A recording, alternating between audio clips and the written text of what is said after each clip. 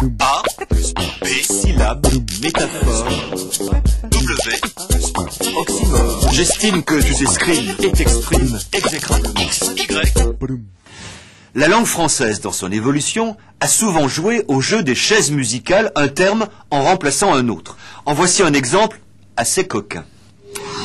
Dans l'ancienne langue, prendre dans ses bras se disait embrasser. Il en reste quelque chose au sens figuré, embrasser tout l'horizon, comme dans les proverbes, qui trop embrasse, mal étreint. Ensuite, poser ses lèvres sur quelqu'un ou sur quelque chose se disait baiser. C'est le sens que l'on retrouve dans le baise-main. Enfin, l'activité qui suit souvent se disait en ancien français tout simplement foutre. Ce dernier verbe étant devenu vulgaire, a été remplacé par le verbe baiser.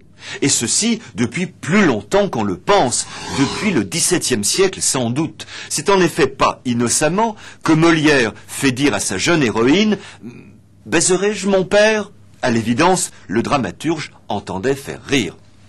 Baiser ayant remplacé foutre, vous me suivez, c'est embrasser qui est venu prendre son sens. Des amoureux s'embrassaient dans l'ombre. Ces verbes ayant échangé leur place ont malheureusement laissé en plan les substantifs. Une embrassade est une accolade, un baiser n'est pas un coït. Afin de désigner cette dernière activité, la langue familière a utilisé la dérivation régressive. Le verbe baiser a donné, pardonnez-moi, la baise, laquelle est fort bien faite, sur le plan de la grammaire, j'entends.